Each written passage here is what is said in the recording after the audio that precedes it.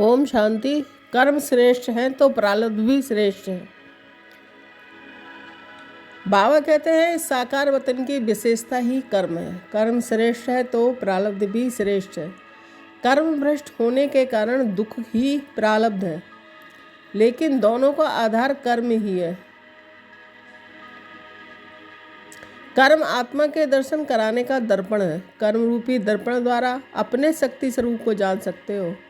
कर्म क्षेत्र पर रहते कर्म में मास्टर सर्वशक्तिमान का पृथक स्वरूप नहीं दिखाया तो कितना भी कोई कहे कि मैं मास्टर सर्वशक्तिमान हूँ, कौन मानेगा।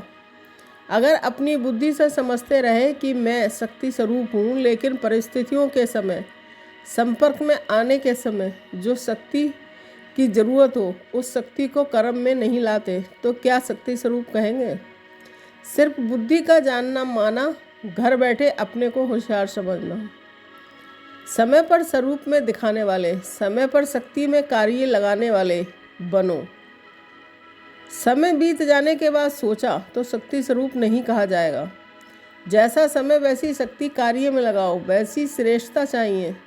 सर्व शक्तियों को कहाँ तक अपने में धारण किया, प्रैक्टिकल कर्मों द्वारा चेक करो। जैसे आजकल के वायुमंडल में दुनिया में बीमारी खत्म नहीं होती है, क्योंकि बीमारी के बीज में डॉक्टर नहीं जानते, इसलिए बीमारी दब जाती है लेकिन समाप्त नहीं होती है। ऐसे ही यहाँ जानना जरूरी है कि विशेष कौन सी शक्ति की कमजोरी बार बार हार खिलाती है और इसका बीज कौन सा है।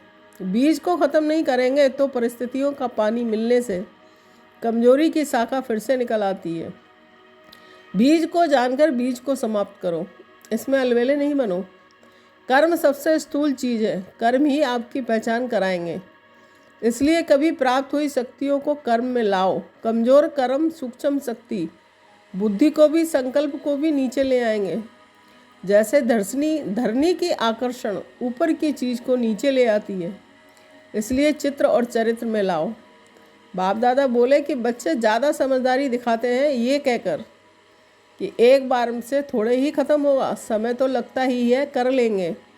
जिस समय पावरफुल बनना चाहिए उस समय नॉलेजफुल बन जाते हैं, लेकिन नॉलेज शक्ति है, उसे शक्ति के रूप में यूज नहीं करते बल्कि पॉइंट के रूप में करते हैं।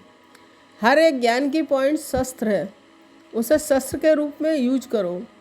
बीज को जान कमजोरी को समाप्त करो। छिपाओ नहीं, टालो नहीं, चलाओ नहीं, नहीं तो चिल्लाते रहेंगे। वरदाता परमात्मा जी से मिला हुआ हम आत्माओं को वरदान और सम्मान जिसे फलीभूत कर अपना बनाना है। 3, 5, 6 दैवी परिवार व संसारी आत्माएं भले कैसा भी पेपर लें, व क्रोधी बन सामना करें व इंसल्ट करें, गाली दें, कभी भी डगमग नहीं होकर सिर्फ हर आत्मा के प्रति कल्याण की भावना रख धैर्यता से उनके संस्कारों को परिवर्तन करने वाली मैं आत्मा निश्चय बुद्धि आत्मा हूँ। जैसे हम मिट्टी को हटाकर कुआं बनाते हैं तो हम आकाश को नहीं बनाते, हम सिर्फ उस मिट्टी को हटाते हैं जो पहले मौजूद आकाश को ढके हुए थी। ठीक वैसे ही जीवन में भी कुछ नया पाने की आवश्यकता नहीं है। शांति, आनंद और सत्य पहले से ही हमारे भीतर मौजूद है। बस समस्या ये है कि जन्मों जन्मों से जमा हुए अहंकार, भय, इच्छाएं, संस्कार उस सत्य को ढके हुए हैं। जब साधना, ध्यान और जागरूकता से ये परतें हटने लगती हैं तो भीतर का प्रकाश अपने आप प्रकट हो जाता है। आत्मज्ञान किसी चीज़ को पाना नहीं है, बल्कि जो हमेशा से भीतर था उसे पहचान लेना है। ओम शांति।